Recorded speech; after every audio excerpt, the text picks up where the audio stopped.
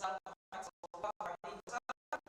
sahabat, para tabi'in serta para tabi'ut tabi'in yang telah memperjuangkan Islam dari zaman yang terbilang masih jahiliyah sehingga ke zaman yang penuh ilmu dan terang benderang seperti yang kita rasakan saat ini.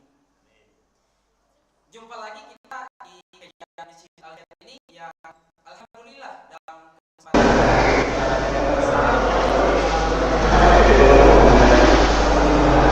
Ustadz Fadli Gugul SAG yang insyaallah akan membawakan materi atau tema yaitu mengagungkan perintah sholat.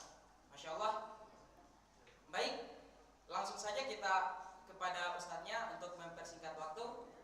Kepada Ustadz Fadli Gugul, monggo waktu dan tempat kami persilahkan.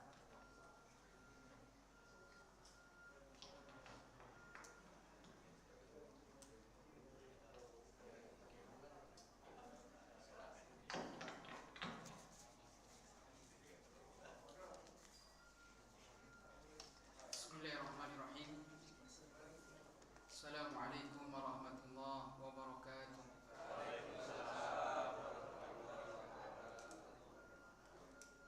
Alhamdulillahirabbil alamin wa bihi nasta'in ala umuri dunya waddin. Wassalatu wassalamu ala asyrafil anbiya'i wal mursalin nabiyina Muhammad wa ala alihi wa ashabihi wa man sara ala nahji wa istanna bi sunnatihi ila yaumiddin, amma ba'du. Jamaah sekalian hadirin wal hadirat yang berbahagia, Allah Subhanahu wa taala memilih ibadah yang kemudian diturunkan kepada Rasulullah SAW bukan di atas muka bumi, tapi harus melalui perjalanan panjang dari kota Makkah, Baitullahil Haram, kemudian ke Baitul Maqdis, bahkan harus naik ke langit pertama, kedua, ketiga, sampai ketujuh, sampai ke Sidratul Muntaha. Rasulullah SAW menerima perintah sholat di atas langit, dan di setiap langit Nabi SAW bersama malaikat Jibril harus minta izin untuk dibukakan langit pertama, kemudian kedua, dan seterusnya. Dan kalau tidak diizinkan tidak bisa lewat. Maka bagaimana pendapat Anda kalau langit yang pertama itu di ujung yang kita lihat, apakah sudah sampai ke langit pertama? Sudah lewat? Belum. Sebagaimana hadis di dalam Isra dan Mi'raj, termasuk hadis yang panjang, itu harus minta izin. Maka kemanapun kita akan pergi ke atas langit, maka belum sampai ke langit pertama. Bagaimana kemudian ini di atas langit ketujuh? Ta'alallahi amma yaqulun. Maha tinggi Allah Subhanahu wa ta'ala. Karenanya pembahasan kita pada kesempatan kali ini mengagungkan perintah sholat, karena sholat diterima oleh Rasul yang paling mulia, Rasulullah SAW. Dan sholat, kata para ulama, adalah amalan zahir yang paling mulia. Dari sekian amalan zahir, amalan yang tampak oleh panca indera, yang paling mulia adalah amalan sholat. Maka sepatutnya kita mengagungkan Allah Subhanahu wa ta'ala. Di dalam surah Al-Mudaththir, Allah Subhanahu wa ta'ala berfirman, wa rabbaka fakabbir, dan Rabbmu dan Tuhanmu agungkanlah. Maka tujuan kita beribadah di atas dunia ini diantaranya untuk mengagungkan Allah Subhanahu wa ta'ala. Dan kita lihat di dalam ibadah sholat, setiap perpindahan gerakan, perpindahan rukun atau takbir intiqal, kita selalu berupaya mengagungkan Allah Subhanahu wa ta'ala. Lafadznya apa? Allahu Akbar. Dan lafadz ini tidak bisa diganti. Akbar itu maha agung, bisa juga artinya ajal, maha agung, maha mulia. Bisa juga a'zam. Allahu ajal, Allahu a'zam, kata para ulama tidak bisa diganti. Kata para ulama tidak bisa diganti, yang bisa adalah Allahu Akbar. Maka pengamal thiyabaka wa rabbaka fakabbir, dan Rabbmu agungkanlah. Di antaranya kita sudah berusaha mengagungkan Allah Subhanahu wa taala dalam perintah salat. Maka dalam kesempatan ini di bulan Sya'ban kita berusaha untuk naik kelas lagi, meningkatkan lagi bagaimana cara kita mengagungkan perintah salat. Jamaah sekalian, hadirin wal hadirat, barakallahu fikum ajma'in. Perintah salat ini diwajibkan kepada orang-orang beriman. Diwajibkan kepada orang-orang beriman. Tetapi para nabi sebelumnya pun telah diperintahkan untuk mendirikan sholat. Jadi kalau ada orang beralasan, wah ini kan di dalam agama Islam, Anda tidak bisa beralasan seperti itu. Bahkan agama-agama sebelumnya, para nabi sebelumnya yang membawa syariat, yang membawa risalah kenabian, telah Allah Subhanahu wa taala perintahkan juga untuk mendirikan sholat dan mengagungkan perintah sholat. Kita lihat Nabiullah Ibrahim alaihissalam ketika beliau berdoa dalam ayat Al-Quran, Rabbana inni askantu min dzurriyyati biwadin ghairi dzi zar'in 'inda baitikal muharram Rabbana liyuqimus shalah. Ya Rabb kami, sesungguhnya aku telah menempatkan sebagian keturunanku di lembah yang tidak mempunyai tanaman ini, di dekat rumah engkau Baitullah yang dihormati, yang dimuliakan. Ya Rabb kami, liyuqimus shalah, agar mereka mendirikan sholat.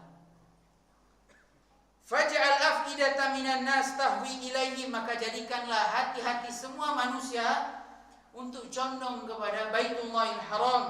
Warzuqhum minas tsamarati la'allahum yashkurun, dan berikan mereka dari rizki berupa buah-buahan, semoga termasuk orang-orang bersyukur. Semoga mereka termasuk orang-orang bersyukur. Jamaah sekalian, barakallahu fikum, dari amalan ibadah zahir, Nabi Ibrahim alaihissalam berdoa agar anak keturunannya, karena Nabi Ismail ditinggalkan di Makkah, agar mereka mendirikan sholat. Agar mereka mendirikan sholat. Kemudian di dalam doa Nabi Ibrahim yang lain, dan ini termasuk doa yang dianjurkan untuk kita baca di dalam banyak kesempatan, Rabbi ij'alni muqimas shalah wa min dzurriyyati rabbana wa taqabbal du'a. Ya Rabbku, jadikanlah aku, anak dan cucu-cucuku. Lihat, dia berdoa bukan cuma untuk diri sendiri, tapi anak-anaknya, cucu-cucunya, supaya termasuk orang-orang yang mendirikan sholat, menunaikan sholat, menegakkan sholat. Rabbana wa taqabbal du'a. Ya Rabb kami, perkenankanlah doa kami. Ini doa siapa ini? Abul Anbiya, doanya bapak para nabi. Kalau Nabi Adam, kalau Nabi Adam adalah bapaknya para manusia, anak manusia. Kalau Nabi Ibrahim, Abul Anbiya, bapaknya para nabi. Karena kalau Nabi Adam adalah nabi yang pertama, nabi yang pertama, dan sekaligus sebagai bapak nenek moyang, bapak moyang anak manusia. Jamaah rahimakumullah, barakallahu fikum ajma'in. Kemudian Nabi Ismail, Allah Subhanahu wa taala menjelaskan tentang Nabiullah Ibrahim Ismail. Wadhkur fil kitabi Ismail innahu kana shadiqal wa'di wa kana rasulan nabiyya.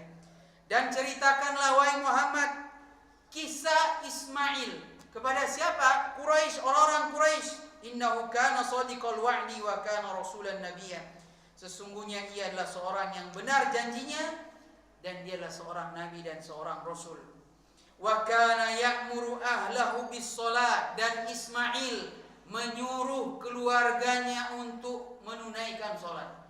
Nabi Ismail menyuruh keluarganya untuk menunaikan sholat. Kemudian Nabi Syuaib, ya Syuaib, as-salatuka ta'muruka an tatruku ma ya'budu aba'una aw naf'ala fi amwalina ma nasha'. Ya Syuaib, apakah sholatmu ini yang menyuruh kamu agar kami meninggalkan apa yang disembah oleh bapak-bapak kami? Nabi Syuaib ditanya oleh kaumnya, apakah sholatmu yang kau kerjakan ini? Ini menunjukkan bahwa Nabi Syuaib mendirikan sholat. Kemudian Nabi Musa alaihissalam ketika menerima wahyu, dan beliau adalah nabi yang diajak bicara oleh Allah Subhanahu wa taala. Fastami' lima yuha, maka dengarkanlah apa yang diwahyukan kepadamu wahai Musa. Innani anallah, sesungguhnya aku adalah Allah, la ilaha illa ana, tidak ada sesembahan yang berhak disembah kecuali aku. Fa'budni, maka sembahlah aku. Wa aqimis sholata li dzikri, dirikanlah salat untuk mengingatku. Ini perintah Allah Subhanahu wa taala kepada siapa? Nabi Musa untuk mendirikan salat. Nah, ada orang-orang liberal yang rusak pemahamannya berdalil dengan ayat ini. Wa aqimis sholata li dzikri, dirikanlah salat untuk mengingatku. Jadi katanya, kalau saya sudah ingat Allah, maka tidak perlu salat. Oh, jadi ingat Allah. Ya sudah, selesai salatnya karena sudah ingat Allah Subhanahu wa taala. Ada yang berdalil dengan ini, padahal para ulama menjelaskan, para ahli sejarah, yang dimaksud dengan salat dan gerakan-gerakan tertentu, ada bacaan-bacaan tertentu. Dan kita tahu syariat para rasul itu berbeda dengan syariat rasul yang lain. Setiap mereka ada kekhususan sendiri. Jadi mereka diperintahkan sholat, adapun tata caranya, kaifiyatnya, kemudian waktu-waktunya tidak sama. Tetapi intinya mereka diperintahkan untuk sholat. Sekarang mau bertanya, sholat secara bahasa Arab, ini kan dari bahasa Arab, apa artinya? Sholat secara bahasa, etimologis, apa artinya? Artinya adalah doa. Ini secara bahasa. Tetapi ketika terminologis, setiap ucapan gerakan kita itu mengandung doa-doa di dalamnya. Tidak jauh dari makna bahasa.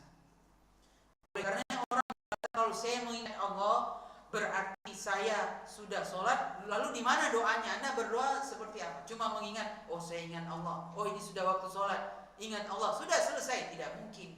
Secara bahasa saja sholat itu artinya berdoa. Nah, doa Anda di mana? Doa Anda cuma berpikir saja, maka tertolak pemahaman ini.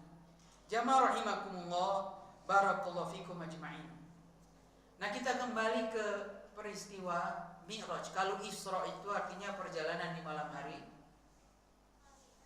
Kalau di siang hari ada juga bahasa Arabnya. Perjalanan di siang hari dengan perjalanan di malam hari berbeda bahasa Arabnya. Nah, Al-Isra itu perjalanan di malam hari. Kalau Mi'raj itu artinya dinaikkan. Dinaikkan. Dia sesuatu yang menanjak, bahkan ke atas, condong lebih vertikal. Lebih vertikal. Rasulullah SAW diangkat ke atas langit. Memakai kendaraan.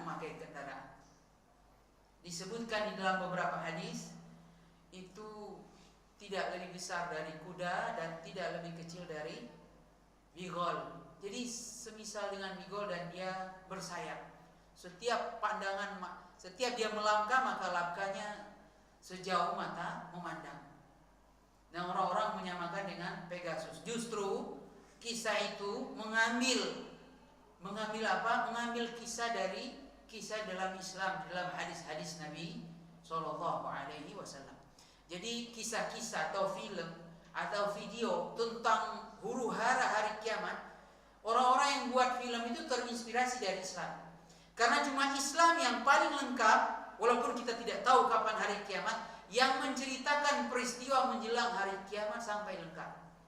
Baca saja surah Al-Insyiqaq, At-Takwir, sama Al-Infitar. Nah, itu peristiwa tentang hari kiamat. Yang lain peristiwanya terpisah-pisah. Tetapi dalam surah Al-Insyiqaq, At-Takwir dengan Al-Infitar, itu peristiwa tentang hari kiamat, kengerian yang luar biasa. Itu dalam ayat Al-Quran yang sifatnya global. Bagaimana dengan hadis-hadis Nabi Shallallahu Alaihi Wasallam yang tentunya di sana lebih rinci. Jamaah rahimakumullah, barakallahu fikum ajma'in. Karenanya Allah Subhanahu wa taala menurunkan perintah syariat salat kepada Rasulullah Shallallahu Alaihi Wasallam bukan sebuah hal yang begitu saja terjadi. Kenapa tidak sebagaimana syariat puasa, syariat zakat, syariat haji? Kenapa harus di atas langit? Ini menunjukkan ketinggian yang luar biasa dan agungnya perintah sholat ini. Maka sepatutnya kita mengagungkan perintah sholat. Jamaah rahimakumullah, barakallahu fikum ajma'in. Di dalam hadis yang lumayan saya akan bacakan di sini tentang bagaimana peristiwa Mi'raj. Di dalam hadis bahwa Rasulullah SAW menerima wahyu dari Allah Subhanahu wa taala. Kemudian Nabi SAW menerima perintah salat pertama kali adalah 50 kali. Dari sekian tadi pintu-pintu langit bertemu dengan para nabi, kemudian di puncaknya Nabi SAW sudah menerima perintah salat. Kemudian turun ke langit ketujuh ada Nabi Ibrahim. Ke langit keenam ada Nabi Musa alaihissalam. Nah, bertemu dengan Nabi Musa ini adalah pimpinannya para nabi Bani Israel. Bani Israel itu banyak para nabinya. Di dalam surat Al-Baqarah bahwa nabi-nabi Bani Israel itu banyak dibunuh oleh kaumnya. Jadi pembunuhan para nabi itu sudah terjadi di zaman Bani Israel, suka membunuh para nabi.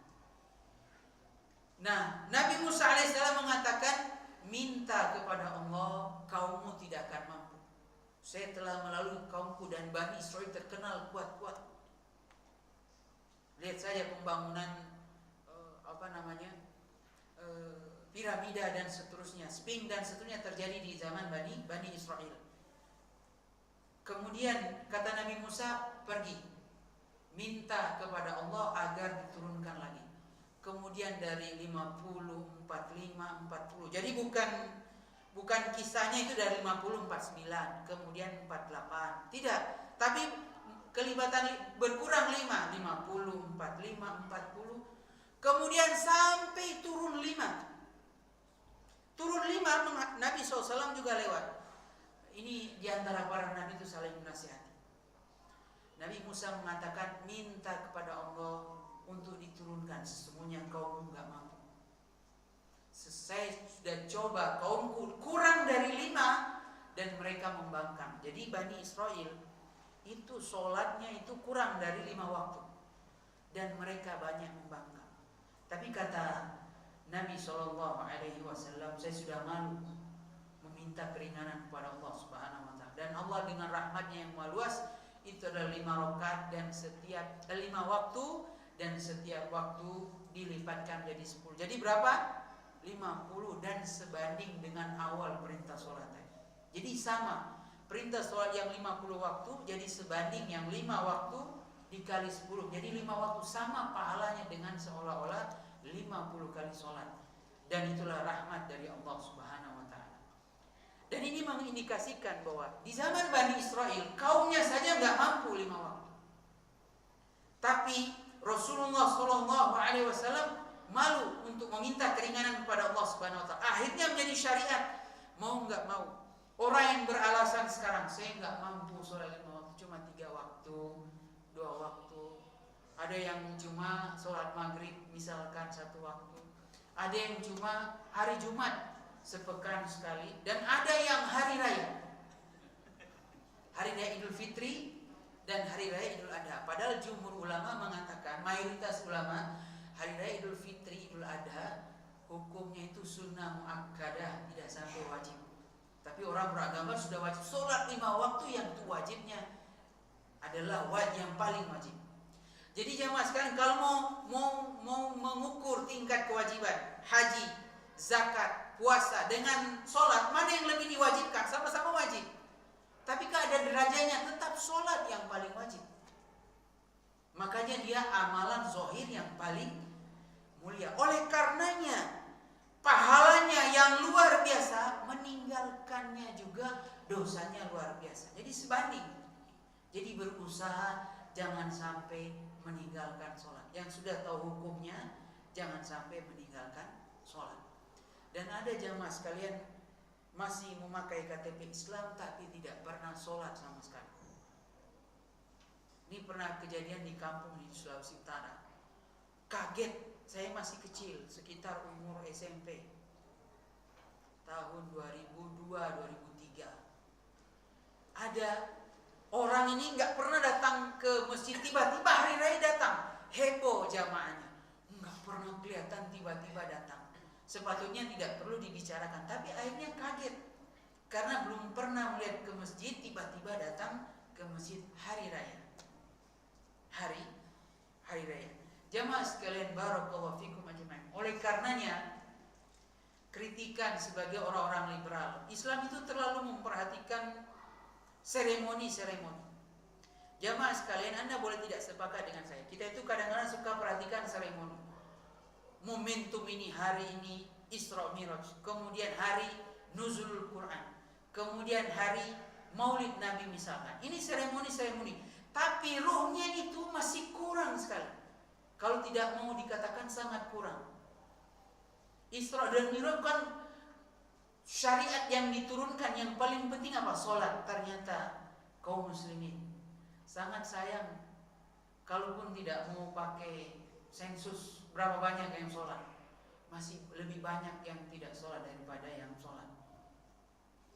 Bisa dilihat ketika waktu sholat di Jawa kan mayoritas Islam. Nah, orang yang berhenti untuk sholat di kendaraan misalkan, seharusnya banyak lapang itu jalan karena mana masjid, sehingga semua ke masjid.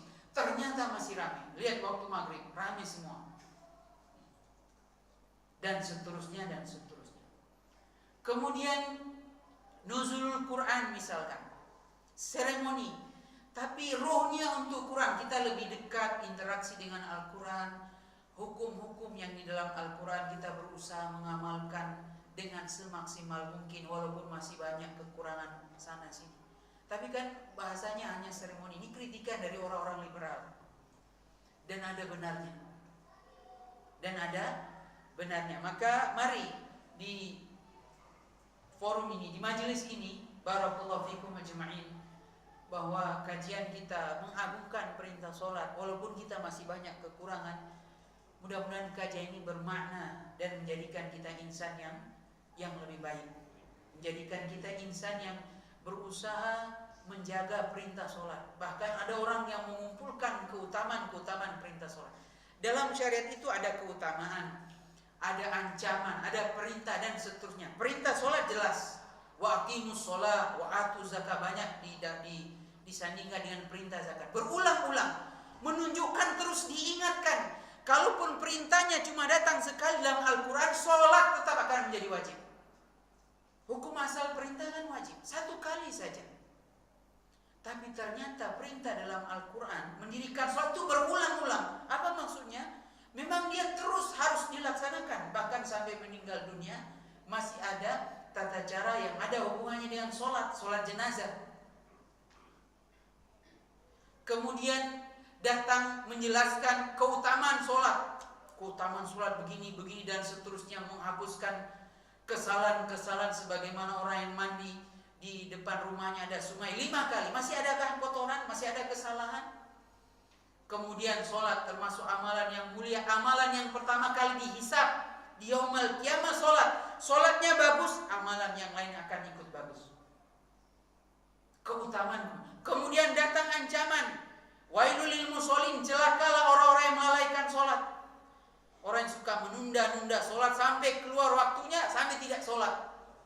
Berulang-ulang datang ancaman yang lebih besar, yang para ulama berselisih.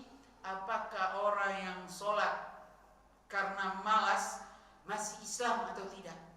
Bertahap dari perintah sholat, terus keutamanya, terus ancaman, jangan sampai melalaikan. Turun yang meninggalkan sholat karena malas. Lihat bagaimana syariat menjaga agar hamba-hamba Allah Subhanahu wa ta'ala tidak melalaikan perintah sholat. Jangan sampai meninggalkannya. Jamaah sekalian barakallahu fikum ajmain. Oleh karenanya, mengagungkan perintah sholat adalah bagian dari mengagungkan Allah Subhanahu wa ta'ala. Bagian dari mengagungkan syiar-syiar Islam. Wa may yu'azzim sya'airallah fa innaha min taqwal qulub. Barang siapa yang mengagungkan syiar-syiar Allah, maka dia berasal dari hati yang bertakwa. Dari sholat 5 waktu datang keutamaan sholat maghrib, keutamaan sholat isya. Sholat isya keutamanya apa jamaah sekalian? Bagaikan sholat malam, setengah malam, suntuk setengah malam. Kalau misalkan malam itu ada 10 jam, berarti dia sholat malam 5 jam, keutamaan sholat isya. Sholat subuh ada keutamaan, bagaikan sholat malam semalam suntuk, belum keutamaan yang lain. Sholat zuhur ada keutamaan, sholat asar masing-masing ada keutamaan diberikan. Nih yang mau sholat ini nih, semuanya lengkap dari berbagai sudut, dari berbagai sisi. Untuk tujuannya apa? Agar kaum muslimin jangan sampai cuma milih-milih waktu sholat. Saya cuma bisanya ini masih berat, berusaha bersungguh-sungguh.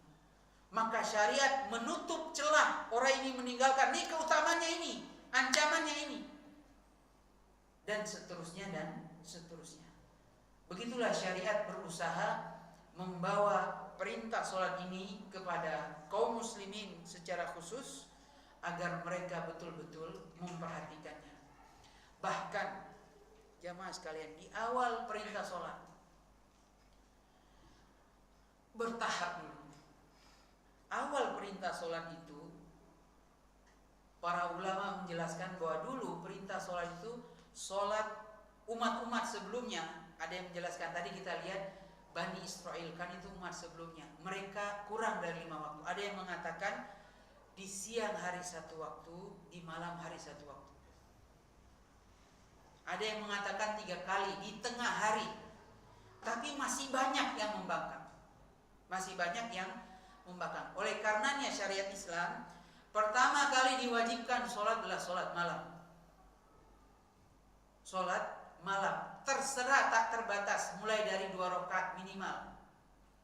Ya ayyuhal muzammil, qumil laila illa qalila, dirikanlah sholat malam walaupun hanya sedikit, nisbahu, setengahnya, awinkus minhu qalila, atau kurangi sedikit lagi. Perintah sholat malam wajib bagi siapa ini? Rasulullah SAW dan para sahabat. Kemudian surat Al-Muzammil yang terakhir, faqra'u ma tayassara minal Qur'an, selama setahun. Jadi surah Al-Muzammil itu tidak turun dalam satu step, satu langkah langsung semuanya. Kemudian hampir 1 tahun turun ayat faqra'u ma tayassara minal Qur'an, sehingga sholat malam hukumnya jadi dianjurkan saja. Bacalah mana yang mudah bagimu dari ayat Al-Quran. Awalnya wajib bagi Nabi SAW dan para sahabat. Kemudian setahun sesudahnya bagi para sahabat dianjurkan sekali, turun derajat wajibnya. Bagi Nabi SAW tetap wajib perintah sholat malam. Kemudian begitu seterusnya sampai terjadi peristiwa Isra dan Mi'raj. Tahun keberapa jamaah sekalian? Isra Mi'raj tahun keberapa? Ini tiap tahun diadakan, lupa tanggal berapa? Tanggal para ulama berbeda pendapat. Ada yang mengatakan di bulan Rajab, ada yang mengatakan di Rabiul Awal, ada yang mengatakan di bulan Sya'ban. Yang kita sekarang tanggal 4 Sya'ban. Berbeda pendapat para ulama. Tanggal itu enggak penting, tapi ruhnya, eksistensi dari sebuah, kenapa ada kejadian ini, apa makna yang dikandungnya, apa hikmah di baliknya. Bahwa perintah sholat harus diagungkan, bahwa kita harus dekat-dekat dengan Al-Quran, banyak berinteraksi dengannya. Karena Al-Quran rahmat, obat, penawar, petunjuk bagi orang-orang beriman. Kurang apa lagi? Kenapa mereka berpaling? Fa'anna tu'fakun, kenapa mereka berpaling? Kemudian lahirnya Rasulullah SAW sebagai bentuk mengikuti sunnah-sunnah Nabi SAW. Walaupun hukumnya sunnah, dianjurkan berusahalah sebagai seorang muslim mengikutinya. Mudah-mudahan kita banyak mendapatkan keselamatan. Itu intinya. Jadi bukan hanya seremoni-seremoni. Ini kritikan dari orang-orang liberal dan banyak benarnya. Jamaah rahimakumullah, barakallahu fikum ajmain. Tahun ke-10 setelah kenabian. Tahun ke-10 setelah kenabian. Bulannya para ulama berbeda pendapat. Tahun 10 kenabian, Isra dan Mi'raj. Di antara alasannya, ada yang mengatakan untuk menghibur Nabi SAW, karena pada saat itu meninggal istri beliau Khadijah yang membela dengan raga, harta dan jiwa. Kemudian tidak berselang lama meninggal paman beliau yang belum masuk Islam tapi luar biasa perjuangan membela Nabi Shallallahu Alaihi Wasallam. Nabi ke Taif berdakwah, ada beberapa keluarga beliau berharap gayung bersambut, tapi apa yang terjadi? Dilempar beliau dengan batu sampai sebagian fisik beliau berdarah-darah. Sehingga kisahnya beliau ditemui oleh malaikat gunung, malaikat yang menjaga gunung. Kata beliau, ya Rasul, kalau engkau mau kami akan timbahkan ini gunung ini, akhbar saya kepada penduduk Taif. Kata Nabi SAW, tidak, mereka adalah kaum yang belum mengetahui. Mudah-mudahan Allah menghidupkan dari keturunan mereka orang-orang yang beribadah kepada Allah Subhanahu Wa Taala. Dan sekarang terkenal Taif itu daerah yang subur. Kemudian banyak diadakan seminar-seminar keislaman, daurah. Para ulama-ulama besar kalau daurah di musim panas itu ke Taif. Terkenal dan orang-orangnya betul-betul beribadah kepada Allah Subhanahu Wa Taala dan mengagungkan tauhid yang diajak Nabi SAW. Berkat doa Nabi SAW, walaupun nenek moyang mereka dahulu di zaman Nabi mengusir Nabi SAW. Akhirnya beliau dari segala sisi ini sudah keluarga yang mendukung beliau bersedih, ini didakwai, kemudian beliau diusir. Dan ini adalah rasa yang paling menyakitkan bagi Nabi SAW. Kisahnya jamaah, ketika perang Uhud. Perang Uhud kan gigi seri Nabi SAW itu hancur patah. Kemudian topeng besi beliau itu tembus panahnya. Sehingga sahabat bertanya, ya Rasul, adakah pasca perang Uhud ini ya? Jadi tarik ke belakang kisahnya. Adakah yang paling menyakitkan bagi engkau ya Rasul daripada perang Uhud ini? Luar biasa kaum muslimin. Perang Uhud kan kaum muslimin kalah dan banyak yang meninggal, termasuk paman beliau, Hamzah bin Abdul Muttalib. Kata Rasulullah SAW, yang paling menyakitkan yang saya ingat kisah sebelumnya adalah bagaimana penduduk Taif mengusirku. Dia berharap Nabi SAW mendapatkan hidayah, ada keluarganya. Minimal kalau penolakan halus. Kalau orang Jawa kan menolak banyak unggah-ungguh, banyak basa-basi padahal mau menolak. Ada anak melamar, oh dia masih sekolah, oh ini masih kerja, padahal itu sudah tolak, tahu diri misalkan. Ini apa yang terjadi? Nabi SAW dilempar. Bahkan Anas bin Malik, bukan Anas bin Malik, karena Anas bin Malik di kota Madinah. Zaid bin Harithah, ini budak Khadijah, hadiah yang diberikan paman Khadijah kepada Khadijah ketika menikah dengan Nabi. Nabi dihadiahi budak dan budak ini diperdekakan Rasulullah SAW. Jadi beliau yang jadikan tameng. Karena yang temannya Rasul, budak ini Zaid bin Harithah tidak dilempar, fokusnya ke Nabi SAW. Memang niat benar, ingin apa? Mencelakakan Rasulullah SAW. Jadi membekas di hati Nabi. Pun bagaimana samahannya, toleransinya, bahkan pemaafan Nabi SAW yang malaikat menginginkan. Gimana kalau dua gunung ini dilempar saja ke penduduk itu, kata Nabi, jangan. Bagaimana pemaafan dan besarnya, luasnya dada hati Rasulullah Sallallahu Alaihi Wasallam. Jamaah rahimakumullah, barakallahu fikum ajmain. Tahun ke-10, jadi hiburan bagi Nabi. Setelah itu apa yang dilakukan? Hiburan bagi Nabi, sehingga Nabi melakukan sebuah peristiwa yang tidak pernah terbayangkan. Kalau zaman sekarang kan ada. Maka ketika pulang dari Isra Mi'raj, Nabi SAW mengisahkan kepada orang-orang Quraisy, mana percaya mereka, ini orang gila betul, majnun, orang sintik. Masa perjalanan yang 1 bulan cuma semalam, bahkan naik ke langit pulang, subuhnya sudah di Makkah lagi. Kalau kita sekarang masih ada kemungkinan, mas, oh betul, masih bisa. Pakai apa jamaah? Superjet. Naik pesawat tuh cepat, pagi hari, sehingga pagi hari sarapan di Singapura, malam hari di Bangkok, siangnya di Bangkok, malamnya di Australia. Memungkinkan, walaupun capeknya luar biasa. Kalau sekarang masih bisa dinelar, tapi zaman dulu kurang lebih 14 abad yang lalu. sehingga banyak orang-orang yang mendustakan Rasulullah SAW. Ada yang mau masuk Islam nggak jadi, ada yang baru masuk Islam, keislaman masih lemah, ragu-ragu, murtad. Sebagian yang sudah kuat tapi mulai turun derajat keimanan. Tapi orang-orang yang beriman, dahulu beriman, diasah, ditempa tetap kokoh keimanan mereka. Di antaranya siapa? Abu Bakar As-Siddiq radhiyallahu ta'ala. Sehingga Abu Jahal berniat menggoda Abu Bakar. Abu Bakar lagi di kebun. Nih, sahabatmu nih katanya baru pulang dari Baitul Maqdis, dari langit ketujuh, subuhnya sudah kembali ke kota Mekah. Gimana ini? Bukankah dia berdusta? Kata Abu Bakar, oh siapa yang mengatakan itu? Muhammad. Kata Abu Bakar, kalau dia yang mengatakan, ya betul. Benar, kaget Abu Jahal. Lihat keimanannya Abu Bakar. Tanpa niko-niko, masa sih dia ngomong begitu? Langsung ambil jalan tes. Kalau Nabi mengatakan demikian, betul apa yang dikatakan Rasulullah SAW. Nah, semenjak peristiwa itulah terkenal Abu Bakar dengan julukan apa? As-Siddiq, orang yang membenarkan Rasulullah SAW.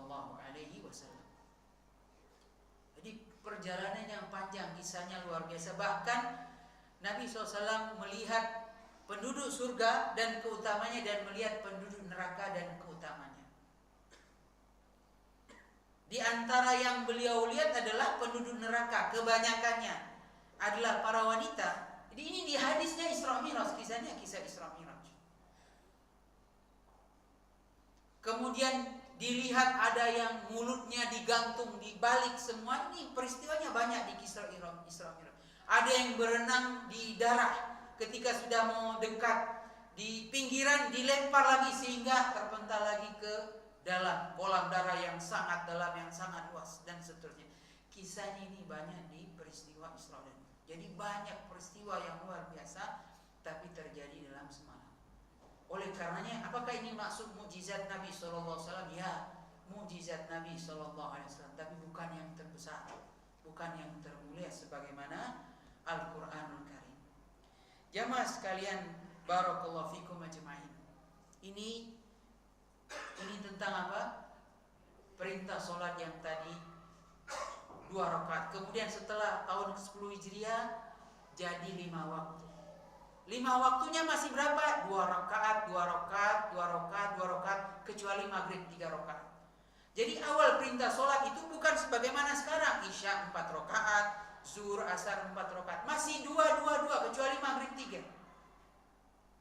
Kemudian sampai Nabi SAW hijrah di kota Madinah, sudah jadi masjid. Kemudian yang Zuhur, Asar, Isya jadi 4 rakaat. Subuh tetap 2, maghrib tetap 3. Sisanya jadi 4. Ini ketika di Madinah. Jadi kapan mulai berlaku sholat sebagaimana yang kita ada sekarang ini, yang kita laksanakan ketika Rasulullah SAW di Madinah. Jadi di Mekah belum sebagaimana sekarang.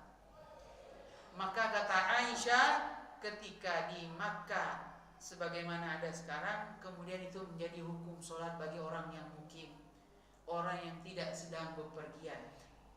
Adapun orang yang bepergian, safar namanya, kembali ke hukum semula sebagaimana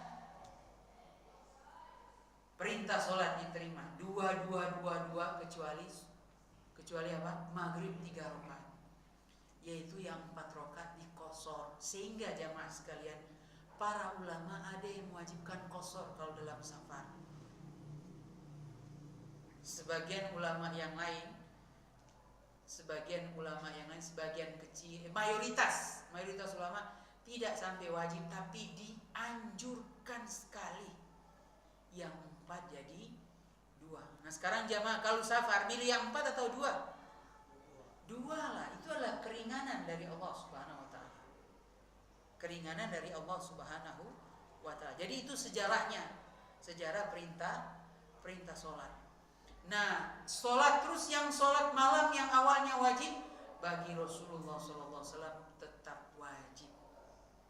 Oleh karena jamaah sekalian, Rasul dalam mukim tinggal di kota Makkah, di kota Madinah, tidak pernah meninggalkan sholat malam. Tidak pernah meninggalkan sholat malam, karena bagi Rasul hukumnya wajib. Ini juga apa pelajarannya? Pelajarannya jamaah sekalian, ini dalam maknanya. Walaupun kata-kata diucapkan biasa saja, Rasul itu pasti banyak masalah yang beliau pikirkan, dari dakwah, bagaimana sahabat yang susah, bagaimana ini perang musim paceklik, bagaimana ini musuh Romawi dan Persia di zaman itu. Dan di antara membantu untuk menghadapi semua masalah yang kompleks itu apa jamaah? Sholat malam, bahkan diwajibkan bagi Rasulullah SAW. Jadi sekarang kalau ada yang mau tanya, rahasianya apa? Saya terlalu banyak masalah. Laksanakan yang wajib. Kalau Anda ingin cepat kurang, cepat masalah ini cepat terurai, cepat jadi ringan, sholat malam. Mana contohnya? Rasulullah SAW. Siapa yang lebih pelik, lebih kompleks masalahnya daripada seorang Rasul? Di dalam hadis, manusia yang paling besar cobaannya para Rasul, dan yang paling utama tentu Rasulullah SAW. Dan Allah memberikan solusi, di antaranya sholat malam wajib bagi Anda, karena banyaknya masalah kompleks. Nah sekarang orang yang ingin memperbaiki diri, terlalu banyak masalah, perhatikan sholat. Sholat apa dulu? Bukan sholat malam jamaah, sholat wajib tetap didahulukan. Karena bagi orang-orang beriman, hamba-hamba Allah Subhanahu Wa Taala, sholat wajib tetap wajib, dan itu perintah Allah Subhanahu Wa Taala. Bagaimanapun keutamaan sholat malam, sholat wajib tentu paling utama. Tapi ada nilai tadi yang kita sebut mendalam maknanya, yang lebih kompleks masalahnya, tambah dengan sholat malam. Tambah dengan sholat malam. Karenanya ada hadis Nabi SAW, sebaik-baik sholat adalah sholat wajib. Sebaik-baik sholat setelah sholat wajib adalah sholat malam. Adalah sholat malam. Ini pemahaman makna yang mendalam dari ini. Maka jamaah sekalian, barakallahu fikum ajma'in, kita naik tingkat, naik kelas lagi, kita pindah ke satu lagi. Sekarang sholat kan, naik sekarang. Bagaimana dengan sholat berjamaah? Jamaah sekalian, barakallahu fikum, sholat berjamaah hukumnya ada 3. Mayoritas memilih fardu kifayah. Jadi harus ada yang sholat di masjid. Kalau sampai ada di kampung itu enggak sholat di masjid, semua kampung yang laki-laki berdosa. Jadi ada yang masjid angker, zuhur enggak kedengaran suaranya, padahal ada laki-laki di rumah, berdosa. Ini hukum fardu kifayah. Nah kalau hukumnya wajib, wajib sholat berjamaah berarti semua laki-laki yang enggak punya uzur. Nanti kita akan sebutkan uzur umum dan uzur khusus. Wajib sholat berjamaah. Dan pendapat yang lemah, ini paling lemah, itu sunnah muakkadah, dianjurkan sekali. Kalau semua berharap sunnah, wah hukumnya kan sunnah, ya buat apa dibangun masjid? Karena sunnah kan semua berharap, loh gak ada yang ke masjid, sunnah kok hukumnya. Jadi itu pendapat yang paling lemah. Jadi yang kuat itu pendapatnya, kalau bukan wajib, fardu kifayah. Fardu kifayah ini bagi laki-laki. Bagi laki-laki. Sekarang kita pindah ke uzur. Apa uzurnya? Uzur umum jamaah. Uzur umum itu berhubungan dengan alam. Berhubungan dengan alam. Apa itu? Hujan, banjir, gempa bumi misalnya. Itu uzur, boleh meninggalkan sholat berjamaah. Nah sekarang uzur khusus. Nah uzur khusus ini banyak. Di antaranya disebutkan oleh para ulama, kita jelaskan ini. Kita lihat penjelasan ulama. Uzur khususnya itu adalah sakit. Jelas sakit, boleh meninggalkan jamaah. Sangat lapar. Sangat, sudah lapar sekali. Allahu Akbar, ini sudah komat di masjid, dekat lagi. Para ulama itu uzur, dia boleh makan. Makan secukupnya untuk menghilangkan rasa lapar, kemudian ikut berjamaah. Kalaupun sampai belum lapar-lapar, belum kenyang-kenyang, atau kayaknya ini masih lapar, ya nggak apa-apa Anda meninggalkan sholat berjamaah. Nanti kerjakan sholat setelah itu. Ini uzur. Tapi jamaah sekalian, di depan masjid itu ada banyak angkringan. Jadi cepat, pasti cepat, cuma makan sebentar, insya Allah ketemu dengan sholat berjamaah. Ini dulu jamaah para ulama ini tahun abad kedua, ketiga ini dibuat. Dulu belum ada orang jualan, tidak banyak. Kemudian yang ketiga, ingin buang hajat atau mules perutnya, ke WC terus. Nah ini uzur, nggak apa-apa, silakan ke WC. Di WC lama ini sudah qomat rakaat ketiga, tunaikan semua hajat ada sampai selesai. Ini jangan cepat-cepat kayak masih ada, kayaknya masih ada itu. Itu akan mengganggu kehucuan sholat, akan merusak ruh dari sholat. Ini uzur khusus. Ingin buang hajat, takut akan terkena mudorot. Ini misalkan jemaah kondisi perang, ada mudorot. Ternyata kalau dulu saya kan orang Manado, Sulawesi Utara. Kalau subuh itu, waktu itu musim panah wair istilahnya. Ada tiba-tiba anak-anak suka panah orang kemana-mana. Nah pada saat seperti itu uzur. Boleh nggak sholat subuh karena khawatir banyak anak muda. Kalau di Jawa apa namanya, klitih. Misalkan suka ngejar orang mau sholat subuh, kan itu bahaya. Mendingan di rumah aja misalnya. Bahaya, ada anjing galak dan anjingnya nggak diikat, misalkan dilepas. Boleh di satu daerah mungkin dia cuma pendatang, keadaan-keadaan seperti itu memungkinkan. Ini udur kalau ada bahaya mudorot. Tapi mudorotnya itu kemungkinan besar, bukan kemungkinan kecil. Karena kayaknya oh itu nggak dianggap. Sepertinya harus kemungkinan besar. Di atas 50% ada bahaya, maka dia boleh meninggalkan sholat berjamaah. Kemudian makan sesuatu yang meninggalkan bau yang tidak enak dan masjid dihilangkan terlebih dahulu. Dulu itu belum ada pasta gigi, belum ada sikat seperti sekarang. Jadi kalau makan daging tertentu bau, susah hilangnya kecuali pakai bahan-bahan tertentu. Nah ini harus dihilangkan dahulu. Kalau sekarang berarti dikiaskan orang yang pas baru olahraga sudah komat, nggak tahu diri, mandi dulu. Tapi jangan biasa, ini insidental. Tapi jangan biasakan sudah mau dekat sholat terus mau olahraga, ya bukan waktunya. Jangan beralasan. Allah Subhanahu Wa Taala maha. Ini uzur. Kemudian takut ketinggalan rombongan ketika safar. Lagi sholat berjamaah, sudah mau berangkat, tak tinggal cepat-cepat dia batalkan. Ini termasuk uzur. Nggak khusyuk nanti sholatnya. Pernah dulu dari Jember mau ke Jogja. Nah itu pas zuhurnya di Subang. Nah itu katanya keretanya kan masih mau muter. Kepalanya nggak tahu. Nah itu kemungkinan ini 10-15 menit masih sempat itu sholat berjamaah. Tapi biasanya cepat-cepat. Langsung ketika sudah berhenti langsung cari musola. Itu bisa turun. Bisa turun.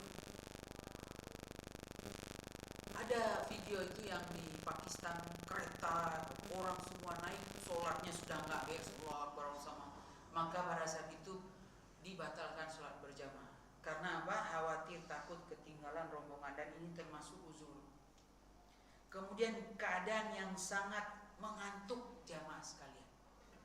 Dari mana nggak tidur seharian pas jaga malam atau ronda misalkan.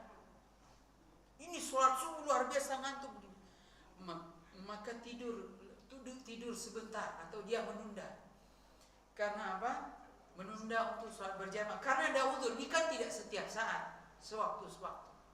Karena jamaah sekalian memilih pekerjaan tidak di malam hari. Dianjurkan.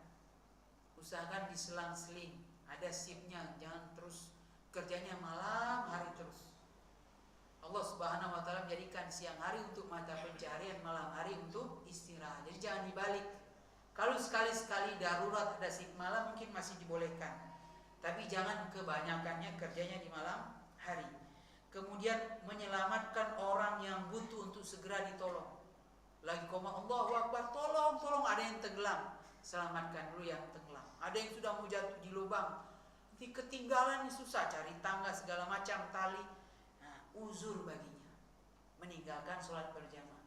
Ini bagi laki-laki. Nah, jamaah rahimakumullah, barakallahu fikum ajmain. Kalau Anda tidak sakit, tidak sedang sangat lapar, tidak ingin buang hajat, tidak sedang takut akan bahaya, tidak dalam keadaan bau, bahkan wangi Anda, seluruh tubuh Anda wangi, tidak dalam keadaan safar, tidak dalam keadaan sangat mengantuk, tidak dalam keadaan menyelamatkan orang yang sangat butuh, darurat, membutuhkan pertolongan. Misalkan dokter lagi operasi, beberapa jam meninggalkan sholat berjamaah. Terus dengan alasan apa Anda meninggalkan sholat berjamaah? Alasan apa jamaah? Mohon maaf, lagi M. Apa itu M? Malas. Nah, ini berdosa. Ini berdosa. Jadi ini uzur-uzur khusus. Uzur umum sudah, uzur khusus. Ada uzur insidental, ketiduran, masuk di dalamnya kata orang. Tapi ketiduran bukan sengaja tidur jam 2, yang nggak bangun sholat subuh, berarti harus diatur. Tidur saya tetap bisa sholat subuh jam 2, tapi kan ngantuk nanti. Alasan, apalagi kalau imamnya baca surat panjang, apalagi imamnya kalau suaranya tidak tidak tegas, kencang misalkan, semua membuat orang semangat mau sholat. Dulu di pesantren itu imam subuh itu terkenal suaranya pelan, mendayu-dayu. Jadi santri itu semua khusyuk, bani sudah mau jatuh seperti ini. Termasuk tarawih jamaah sekalian, kalau mengantuk, ini berlaku untuk sholat sunnah juga. Kalau mengantuk istirahat, duduk sebentar. Tarawih itu tidak wajib Anda harus 11 rakaat atau 23 rakaat. Tidak wajib, yang penting sholat malam. Mau 2 rakaat, 4 rakaat, ditutup dengan witir ganjil, itu sudah termasuk sholat malam. Jadi jangan memaksakan, aduh saya mau paksakan tetap 11 rakaat misalnya, tapi rakaat terakhir sudah mulai goncang. Sudah bersandar begini jamaah di pinggir, sengaja milih yang pinggir. Nah ini tidak boleh jamaah, berdosa. Berdosa kata para ulama. Jadi naik tingkat. Jadi laki-laki hanya 2 hukumnya, fardu kifayah. Jadi mayoritas ulama dan sebagai ulama memilih wajib, kecuali bagi yang uzur. Nah ini uzur umum, uzur khusus kita sudah sebutkan. Kalau tidak punya uzur, siap-siap di persidangan Allah Subhanahu wa taala. Nah, bagaimana yang terakhir dengan para wanita? Jamaah sekalian, barakallahu fikum ajma'in. Ada seorang wanita bertanya kepada Rasulullah SAW. Ini terakhir, ya Rasul, saya ingin sholat bersamamu di Masjid Nabawi. Ini di Masjid Nabawi ini. Yang bertanya adalah sahabiat. Maka kata Nabi kepada wanita ini bahwa sholat di rumahnya itu lebih baik daripada sholat bersamaku di masjid ini. Oleh karenanya yang utama bagi wanita itu sholat di rumah. Tapi kata Nabi, kalau siapa yang ingin sholat di masjid maka tidak mengapa. Tapi yang utamanya sholat wanita itu di rumah. Tujuannya apa jamaah sekalian? Ada hadis Nabi SAW, la taj'alu buyutakum maqabir. Jangan jadikan rumah-rumah kalian itu kuburan. Di antaranya dilaksanakan sholat, karena sholat itu tidak boleh di kuburan, dilarang. Sholat menghadap kuburan atau sholat di kuburan, sholat wajib atau sholat sunnah dilarang. Beda dengan sholat jenazah, dia sholat di kuburan, gak masalah, itu sholat jenazah, gak ada ruku, gak ada sujudnya. Oleh karenanya dianjurkan untuk sholat di rumah. Kata Nabi SAW, ayuhan nas shollu fi buyutikum. Wahai sekalian manusia, sholatlah di rumah kalian. Fa inna afdhalus sholat fi baitihi. Sebaik-baik sholat itu di rumahnya, illal maktubah, kecuali sholat wajib. Ini bagi laki-laki. Adapun bagi perempuan itu kebalikannya. Sholat di rumah itu lebih utama. Bahkan kata Nabi, semakin tersembunyi tempat wanita itu sholat, semakin baik. Jadi kalau di rumah dengan di kamar, dalam rumah, ruang tamu, ruang makan, dengan di kamar, bagi wanita mana yang lebih utama jamaah sekalian? Di kamarnya tetap lebih utama, karena paling tersembunyi di kamar. Itu bertingkat-tingkat tentunya. Tapi dia sudah masuk termasuk sholat di rumah. Kalau kamarnya sempit, ya sholat di ruang tamu tidak masalah. tidak masalah. Ini jamaah sekalian, barakallahu fikum, bagaimana cara kita mengagungkan perintah sholat. Naik kelas, berusaha untuk lebih baik daripada sebelumnya. Minimal kalau sholat berjamaah adalah sholat berjamaah lebih banyak dia kerjakan di sepanjang hidupnya daripada dia sholat sendiri. Harus naik. Kata Nabi SAW, sholatul jamaah afdalu min sholatil fadhi bisab'in wa ishrina darajah. Sholat berjamaah lebih utama daripada sholat sendiri 27 derajat. 27 derajat jemaah. Kalau di dunia sholat sendiri dapat 1 sapi. Kalau yang sholat berjamaah berapa sapi jamaah sekalian? 27. Itu cuma di dunia. Bagaimana dengan di akhirat? Dan di akhirat itu tidak sebanding dengan dunia. 27 derajat. Inilah jamaah sekalian, barakallahu fikum, beberapa pelajaran penting tentang mengagungkan sholat, mengagungkan perintah sholat. Maka jangan sekali-kali meninggalkan sholat. Bagaimana kalau saya telah meninggalkan dulu, belum ngaji, belum tahu banyak melalaikan sholat, maka itu yang dulu bertobatlah kepada Allah Subhanahu wa taala. Pendapat yang paling kuat tidak perlu diqadha, tidak perlu diganti. Tapi bertobat dan menyesal dan berusaha menjaga tidak pernah meninggalkan sholat lagi, sholat wajib, dan diganti dengan amalan-amalan kebaikan yang lain. Wallahu a'lam bishawab. Demikian pada kesempatan kali ini. Kalau ada yang ingin bertanya, 1-2 pertanyaan sebelum kita tutup dengan doa. Ada yang ingin bertanya jamaah sekalian? Monggo Pak.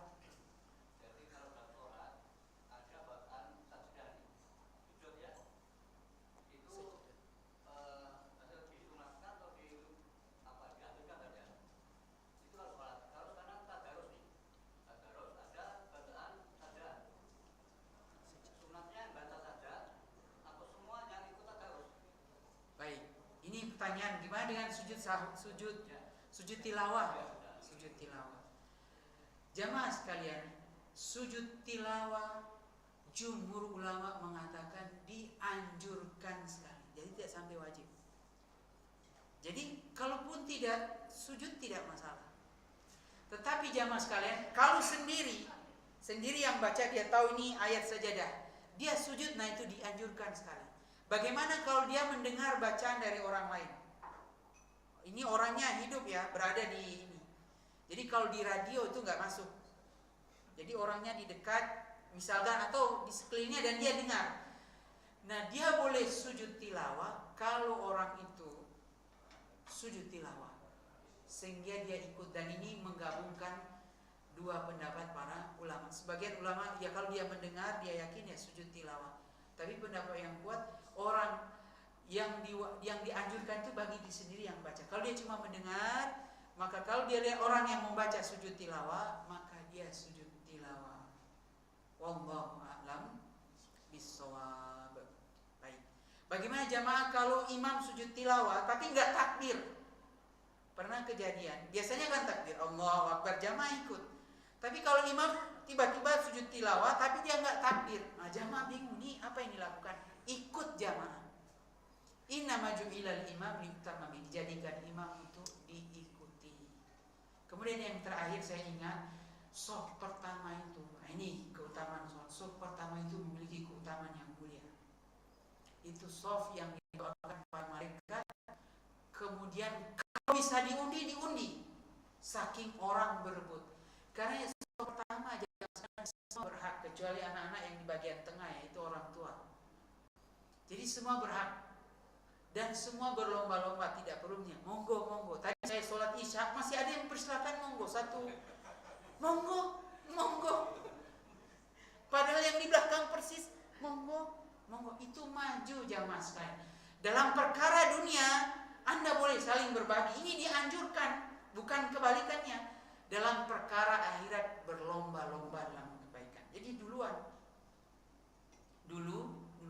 Nah sekarang saking duluan mepet sekali. Gimana jamaah?